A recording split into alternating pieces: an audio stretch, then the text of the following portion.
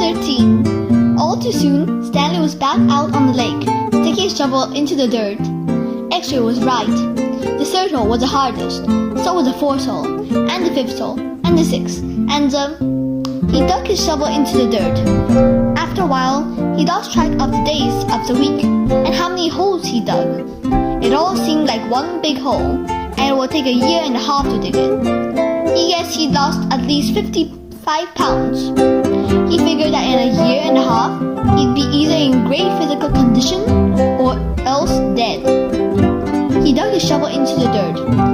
It couldn't always be this hot, he thought. Surely it got cooler in December. Maybe then they froze. He dug his shovel into the dirt. The skin had gotten tougher. It didn't hurt so much to hold the shovel. As he drank from his canteen, he looked up at the sky. A cloud had appeared early in the day. It was the first cloud he could remember seeing since coming to Camp Green Lake. He and the other boys had been watching it all day, hoping it would move in front of the sun. Occasionally, it got close, but it was just teasing them. His hole was waist deep. He dug his shovel into the dirt. As he dumped it out, he thought he saw something glisten as it fell onto the dirt pile. Whatever it was quickly buried. Stanley stared at the pile a moment, unsure if he'd seen it. Even if it was something, what good would it do to him? He'd promised to give anything he found to X-ray. It didn't seem worth the effort to climb out of his hole to check it out. He glanced up at the cloud, which was close enough to the sun that he had to squint to look at it. He dug his shovel back into the earth, scooped out some dirt, and lifted it over his dirt pile. But instead of dumping it there, he tossed it off to the side. His curiosity had gotten the better of him. He climbed up out of his hole and sifted his fingers through the pile. He felt something hard and metallic. He pulled it out. It was a gold tube, about as long and as wide as the second finger on his right hand. The tube was open at one end and closed at the other. He used a few drops of his precious water to clean it. There seemed to be some kind of design on the flat, closed end. He poured a few more drops of water on it and rubbed it on the inside of his pants pocket. He looked again at the design engraved into the flat bottom of the tube.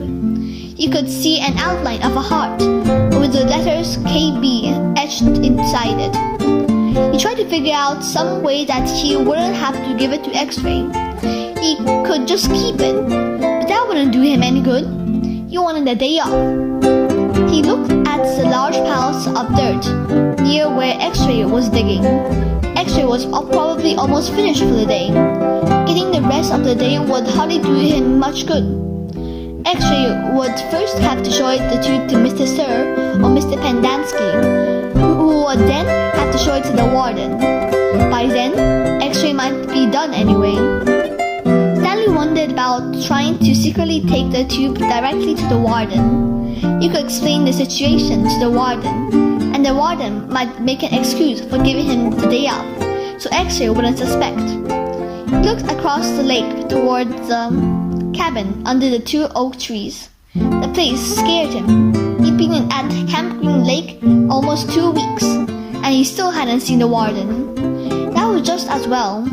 If he could go his entire year and a half without seeing the warden, that would be fine with him.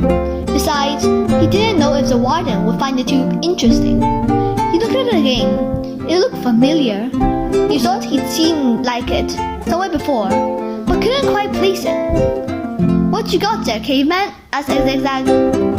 Stanley's large hand closed around the tube. "Nothing, just, it was useless. I think I might have found something. Another fossil? No, I'm not sure what it is." "Let me see," said Zigzag. Instead of showing it to Zigzag, Stanley brought it to X-ray. Zigzag followed. X-ray looked at the tube, then rubbed his dirty glasses on his dirty shirt, and looked at the tube again. One by one, the boys dropped their shovels and came to look. "Looks like an old shotgun shell," said Squin. "Yeah, that's probably what it is," said Stanley. He decided not to mention the engraved design. Maybe nobody would notice it. He doubted X-ray could see it. No, it's too long and thin to be a shotgun shell. said Magnet. Probably just a piece of junk, said Stanley. Well, I'll show it to Mum, said X-Ray. See what he thinks. Who knows? Maybe I'll get a day off. Your horse almost finished, said Stanley. Yeah, so? Stanley raised and lowered his shoulders. So why don't you wait until tomorrow to show it to Mom? He suggested. You can pretend you found it the first thing in the morning. Then you could get a whole day off instead of just 1 hour or so this afternoon. X-Ray smiled. Good thinking, caveman. He dropped the tube into his large pocket on the right leg of his dirty orange pants. Stanley returned to his hole. When the water truck came, Stanley started to take his place at the end of the line, but X-Ray told him to get behind Magnet, in front of Zero. Stanley moved up one place in line.